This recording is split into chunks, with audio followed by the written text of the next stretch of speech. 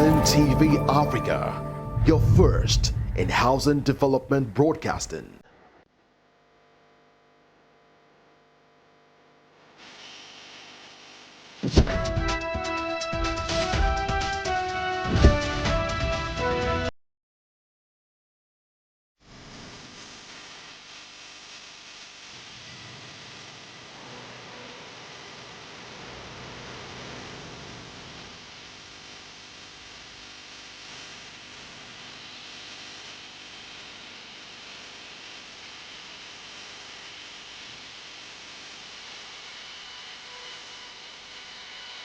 Welcome and thank you for joining us on Housing TV News at the top of the hour, coming to you from our studio in the nation's capital, Abuja. I am Nyemana Bagudu. Our top stories.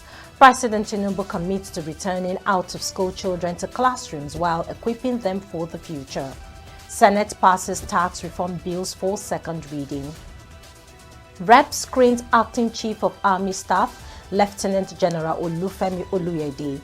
Housing Ministry secures National Assembly support for 500 billion naira allocation. On the foreign scene, Paris claps down on Airbnb to ease crunch. We begin with national matters. In a dialogue with French President Emmanuel Macron at the Palais des Elysées, President Bola Tinubu reaffirmed his administration's commitment to prioritizing education for Nigerian children. He outlined plans to significantly reduce the number of out-of-school children through innovative return-to-class initiatives and skills development programs. President Tinubu highlighted the government's ongoing efforts to create a supportive framework that ensures school-age children re-enter classrooms, emphasizing the role of motivation and skill acquisition in this initiative. Accompanied by First Lady Senator Oluremi Tinubu, the President stressed to President Macron and First Lady Brigitte Macron that Nigerians' development potential hinges on a well-educated populace. President Tinubu highlighted the notable progress in enhancing security across Nigeria, employing kinetic strategies as part of the peace-building process. We need to do more, promote more, invest more in very important areas. Food security is one of them. We cannot but invest in one another's economy. We need to do more, promote more, invest more in very important areas. Food security is one of them. We cannot but invest in one another's economy. We move to the Senate, where the 4 controversial tax reform bills introduced by President Bola Tinubu aimed at reforming Nigeria's administration have been passed for a second reading. The proposed legislation seeks to harmonize, coordinate, and resolve disputes arising from revenue administration in Nigeria. Leading the debate on the bill, Bamidele Okpeyemi, Senate leader, explained that the bill aims to simplify and streamline tax administration and reduce the burden of Nigerians, especially low-income earners.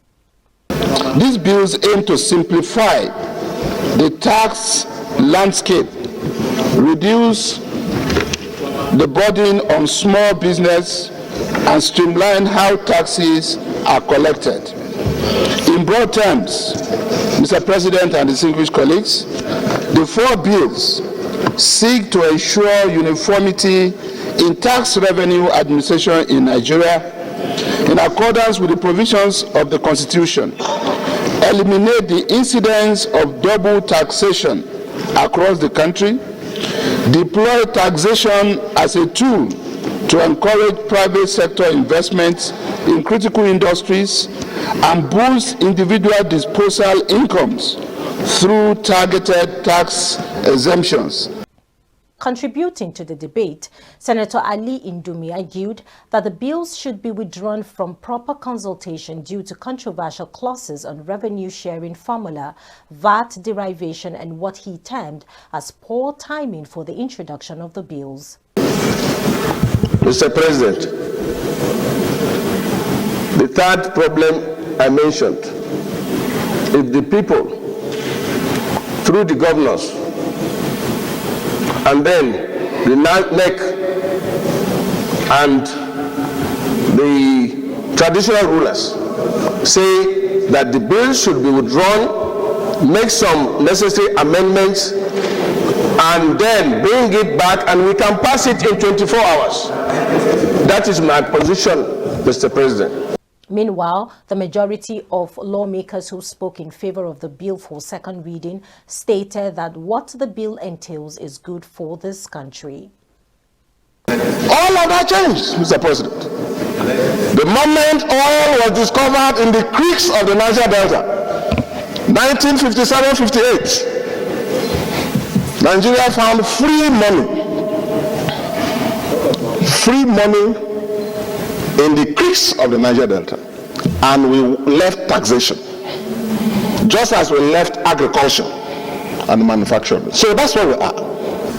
We have since yesterday exhaustively examined all the aspects of this tax reform bill, and in line with our legislative procedure in making laws, agreed earlier today that these bills be passed for a second reading,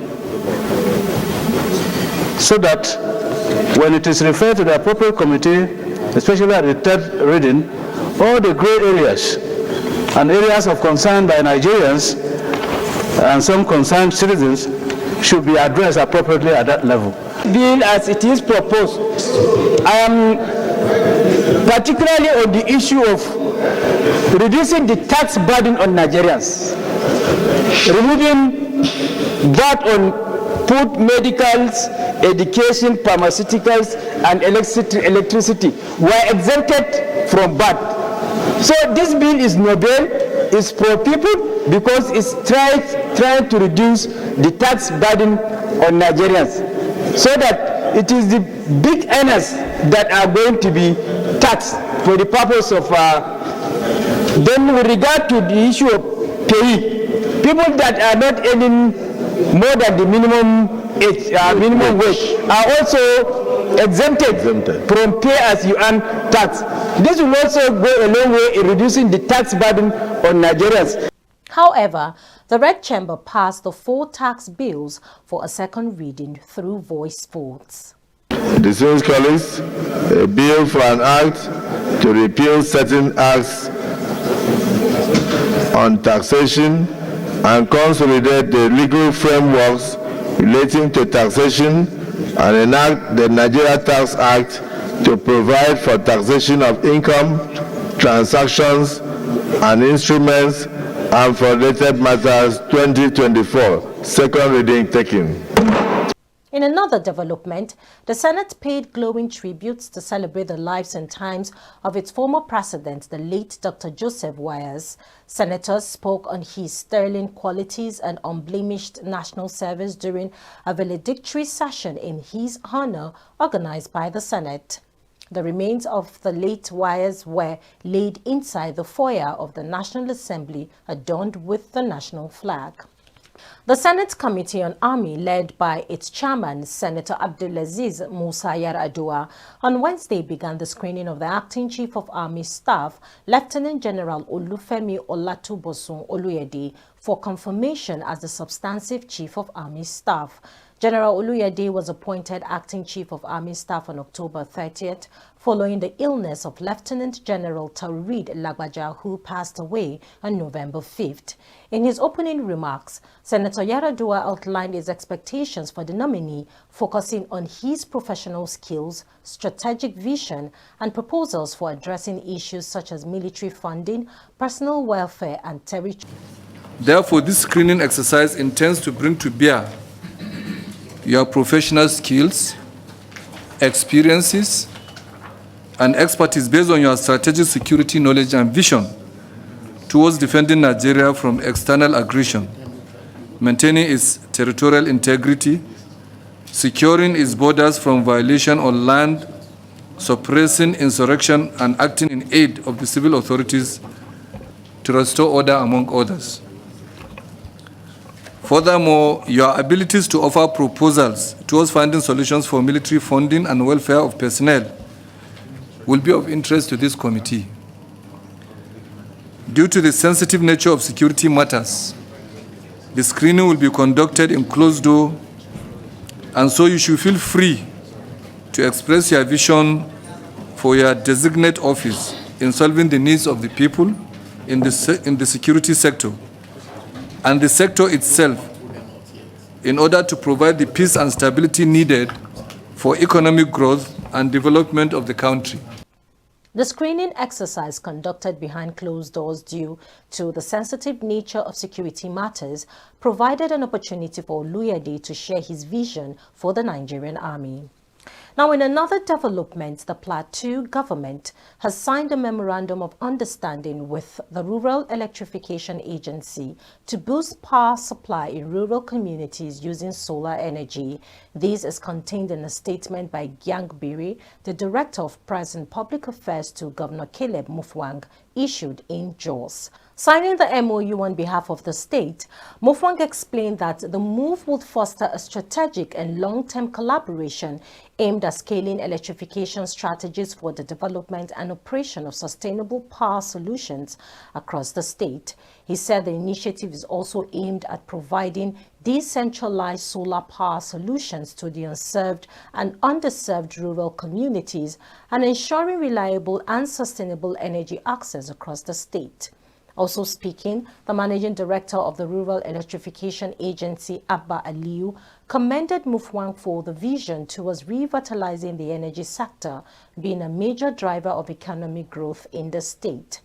Aliyu decried that the state's current access to electricity is poor despite its vast agricultural potential, but promised that RIA would collaborate with the government to overcome all challenges. Get credible and authentic housing news at your fingertips by downloading the Housing TV mobile app. You can also join the African International Housing Show live from across the globe through the Housing TV mobile app.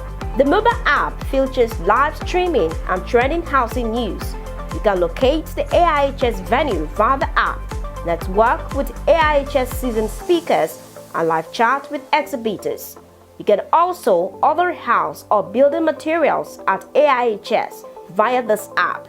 Download the Housing TV mobile app now from the App Store and Google Play Store. And don't forget to click on the notification button. Available for both iOS and Android users. Housing TV is also on Star Times, channel 149 decoder.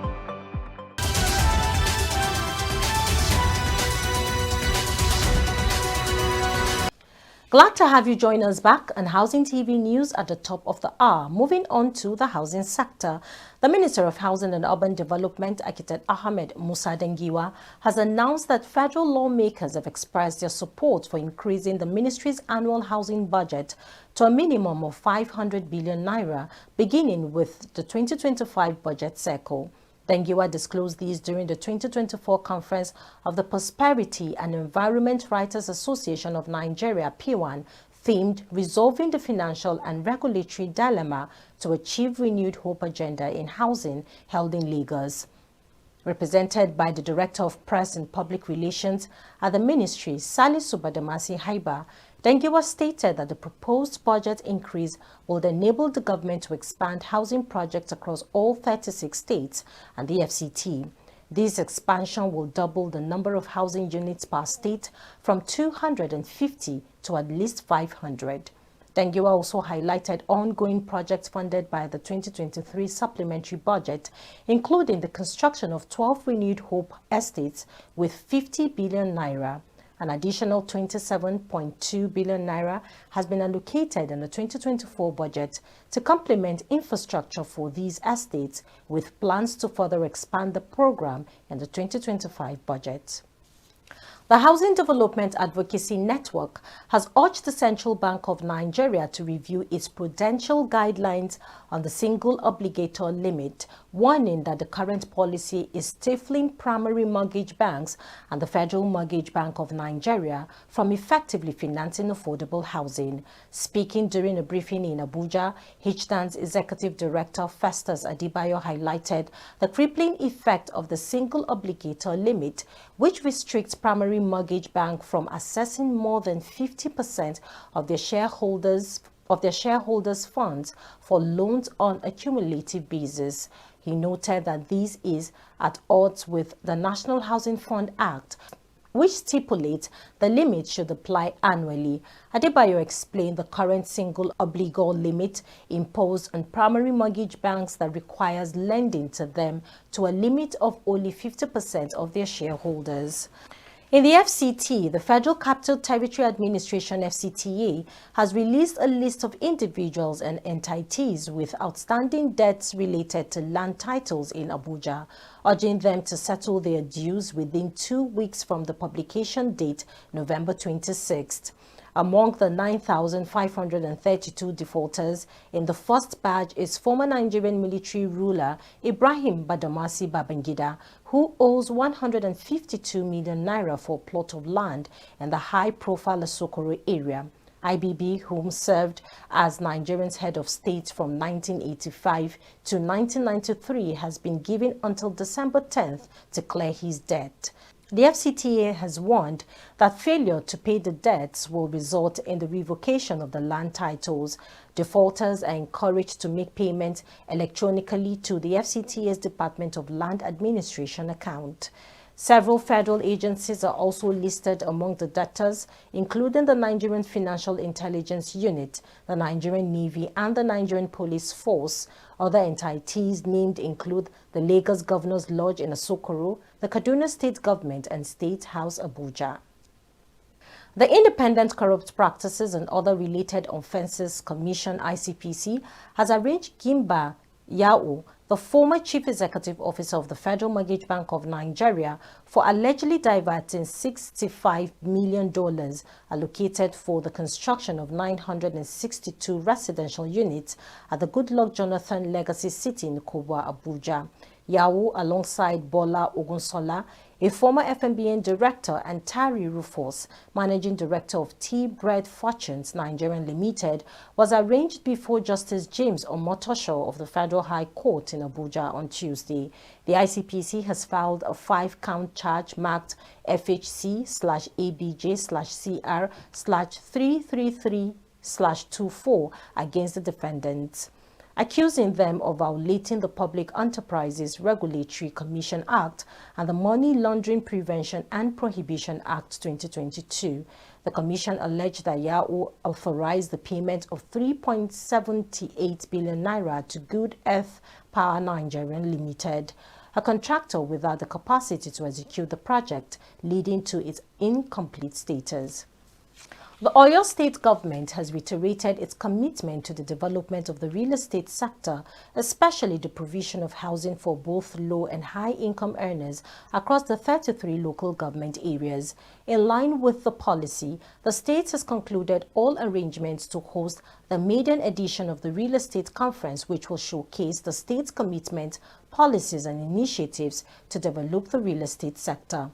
The conference, according to the Special Advisor to the Governor on Housing and Urban Development, Honorable Akinsete Olakunle, will take place on December 4th, 2024 at the International Conference Center, University of Ibadan.